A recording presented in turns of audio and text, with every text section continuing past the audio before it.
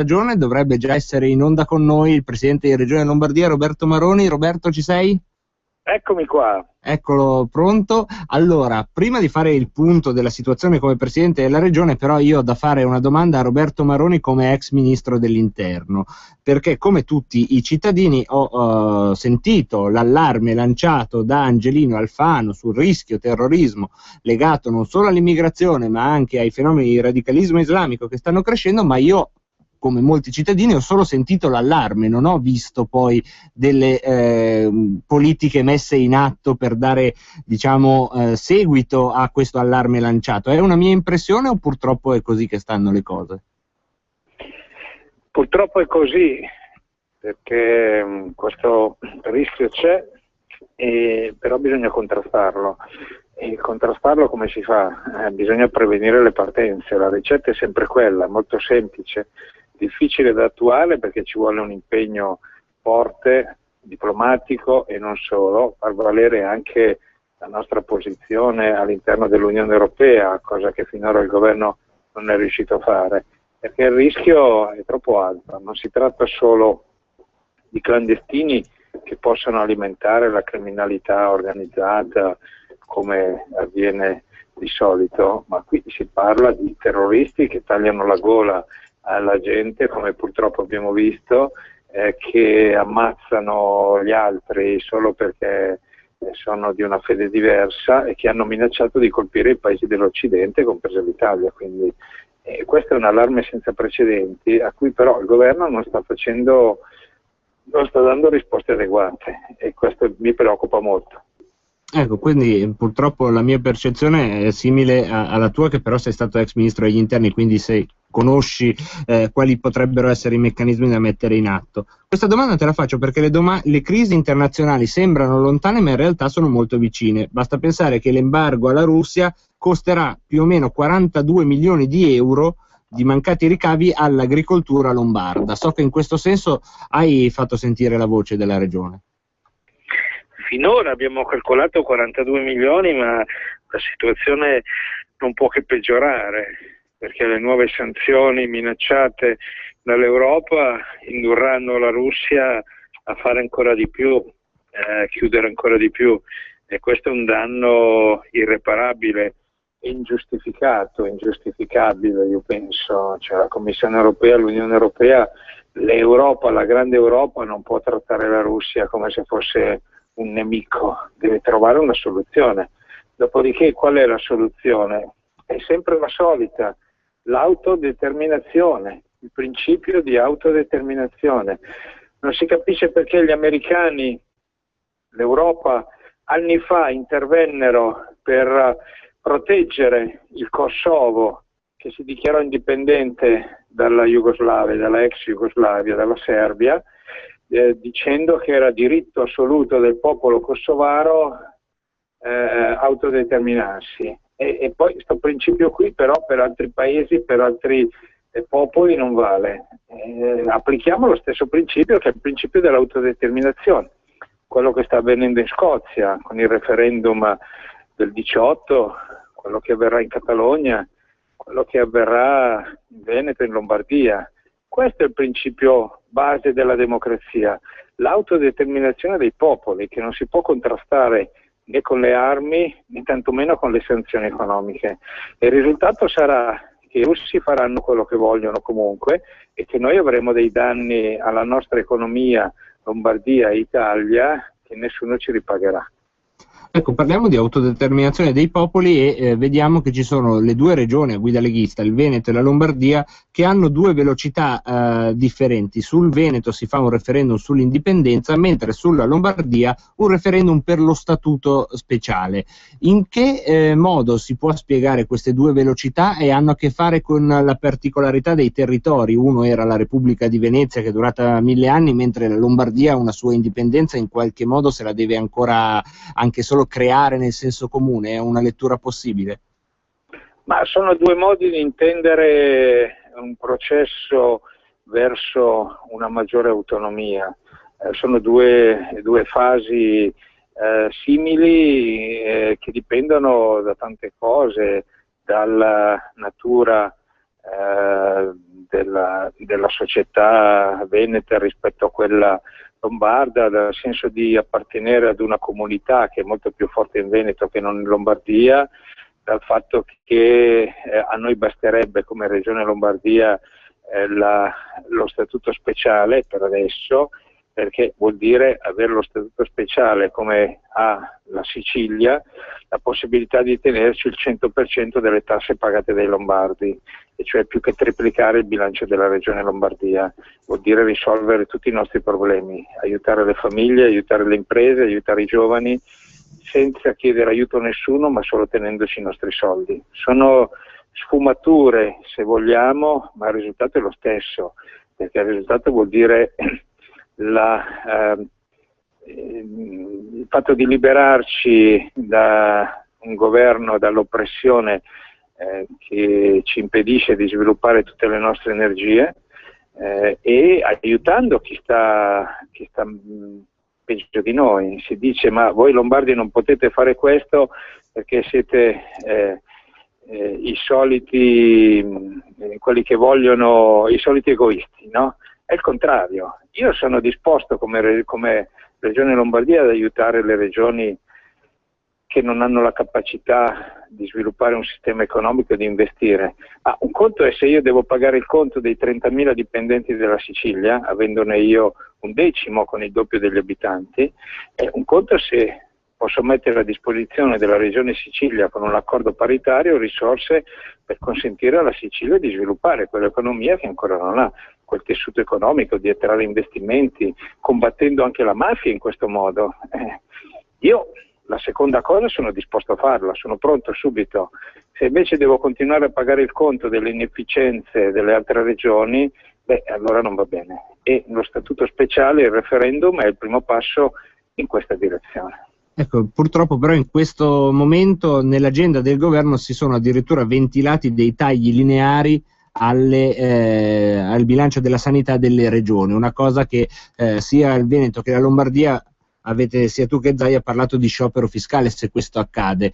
Vogliamo spiegare magari al cittadino che non conosce il mondo della gestione della sanità di che tipo di scandalo stiamo parlando quando parliamo di tagliare ancora delle risorse alla Lombardia in questo caso? Sì, la premessa è che bisogna ridurre i costi. Benissimo, d'accordo. Tagliare gli sprechi, benissimo, d'accordo. Ma non si può continuare a tagliare a tutti indiscriminatamente, perché ci sono regioni che spendono bene e regioni che spendono male. La Lombardia è una regione che non ha mai avuto bisogno di chiedere allo Stato di ripianare i propri conti. Abbiamo applicato i costi standard per la prima volta quest'anno e grazie a questo la Lombardia ha avuto un premio di 1 miliardo di euro nella sanità. Noi paghiamo i nostri fornitori in 17 giorni, lo Stato italiano ce ne impiega 280 di media. Abbiamo trovato le risorse per tenere aperti gli ambulatori in tutte le strutture pubbliche e in molte strutture private, tutte le sere, tutti i giorni, fino alle 10 di sera, il sabato mattina e la domenica mattina. Abbiamo cancellato il ticket farmaceutico per 800.000 lombardi, solo con i soldi nostri. Se si vuole penalizzare una regione virtuosa costringendo la Lombardia a rimettere i ticket, che ne so, allora questa è una dichiarazione di guerra. Noi siamo pronti a collaborare con il governo e con le altre regioni, ma bisogna ridurre gli sprechi. Prendiamo il modello Lombardia nella sanità, lo applichiamo a tutte le regioni, risparmiamo quasi 20 miliardi di euro. Questa è la strada da seguire. Noi siamo pronti a spiegare come facciamo a fare in modo che una siringa da noi costi 10 e non 100 come in altre regioni.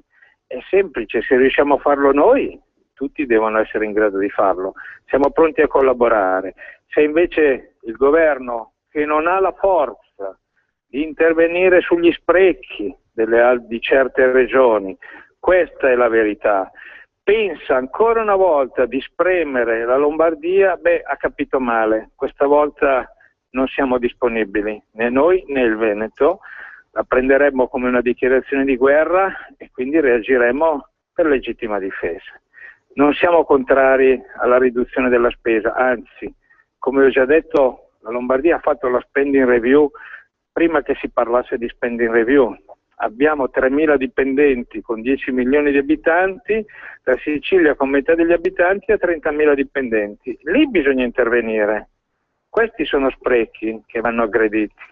Il governo ha la forza per farlo? Temo di no, ma non può pensare, ripeto, di penalizzare le regioni virtuose perché non ha il coraggio o la forza di tagliare davvero gli sprechi.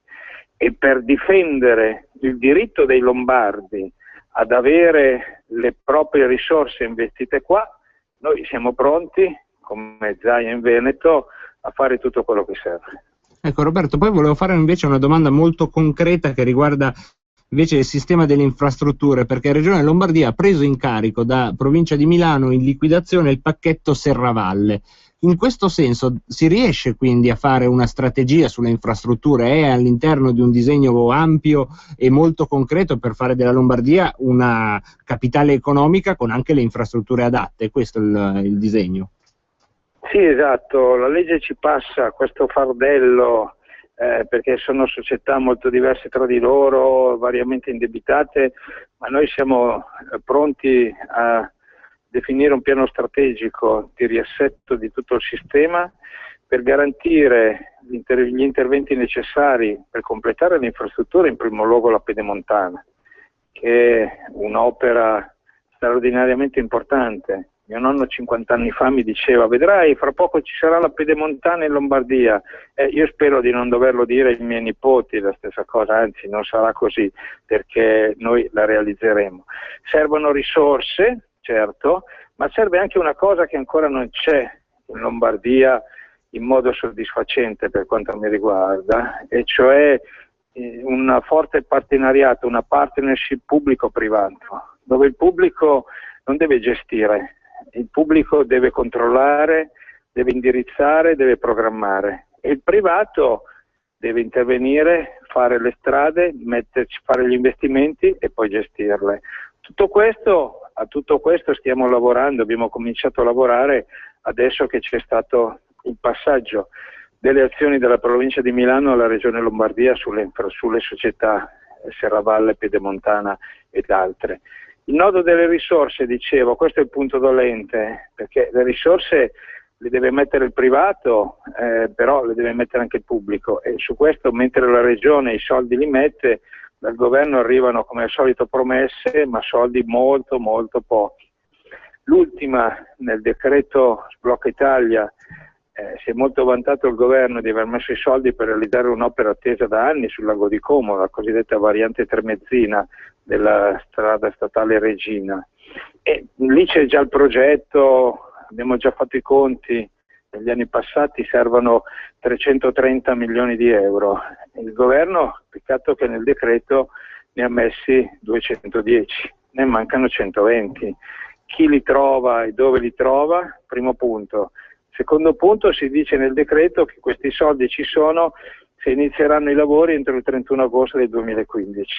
I tecnici dicono che allo stato degli atti oggi, entro il 31 agosto del 2015 al massimo ci potrà essere forse il progetto esecutivo, però poi bisogna fare l'appalto, quindi è impossibile, sembra quasi una presa in giro.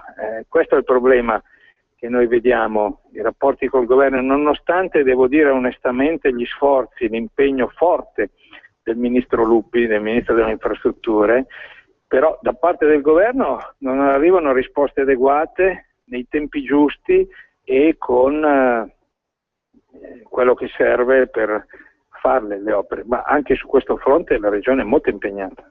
Ecco, un po' per fare un'ultima domanda di sintesi, ci si sente un po' governando una regione come a tappare i buchi di un governo che fa solo annunci?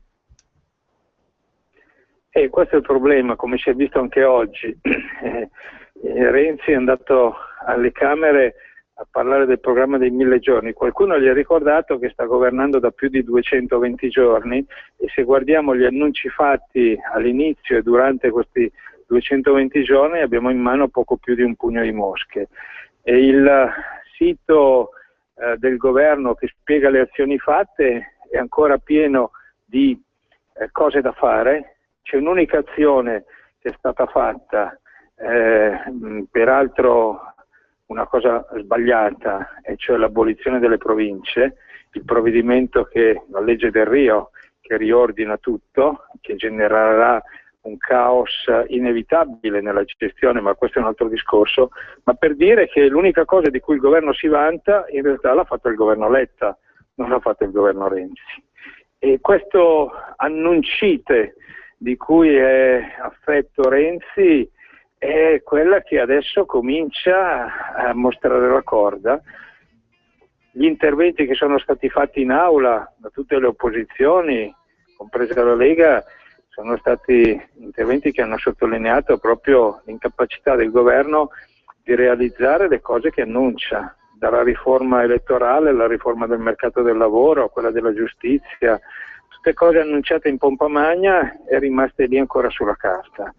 E tant'è vero che si rincorrono voci insistenti di elezioni anticipate il prossimo anno, cosa che io non escludo, perché l'incapacità di dare risposte concrete alla fine determinerà una caduta verticale della maggioranza di governo e quindi la possibilità che si vada a elezioni politiche anticipate. E anche per questo io sottolineo l'importanza che da parte nostra, centrodestra, si ritrovi quell'unità che adesso non c'è, che è ancora di là da venire, perché i tempi sono molto stretti e la possibilità che si vada al voto in primavera è una cosa molto concreta. Io come governatore della Lombardia continuo a sostenere che il modello lombardo per il centrodestra funziona. Qui c'è una maggioranza coesa che lavora bene, che ottiene risultati concreti. Ho citato quello degli ambulatori aperti, 0 ticket per 800.000 anziani, abbiamo eliminato il bollo auto come promesso in campagna elettorale per chi rottama una vecchia auto inquinante e ne compra una nuova, eccetera, eccetera, eccetera. Qui funziona. Dobbiamo riuscire ad esportarlo anche fuori dalla Lombardia. Va bene Roberto, noi come sempre qua a Rebelot ci sentiremo, se riusciamo tutte le settimane ti ruberemo un pezzo di giornata per raccontarci quello che si sta facendo in regione. Martedì prossimo non ci sono perché sarò a New York alle Nazioni Unite. Ma ti beccheremo anche lì, vedrai. Ti passeranno un telefono. Le Nazioni Unite ha invitato la Regione Lombardia a partecipare al Summit mondiale sul clima. È la prima volta che una regione viene invitata, sono molto orgoglioso di questo, mi ha scritto personalmente Ban Ki-moon e, attenzione, ha indirizzato la lettera al Presidente del Governo della Lombardia. Quindi siamo già un passo avanti. Dalle Nazioni Unite come regione indipendente e sovrana. Va bene, dai, un passo avanti l'abbiamo fatto. Comunque noi ti beccheremo anche martedì prossimo, vedrai, Ban Ki-moon ti passerà un telefono e siamo noi. Grazie mille Roberto Maroni.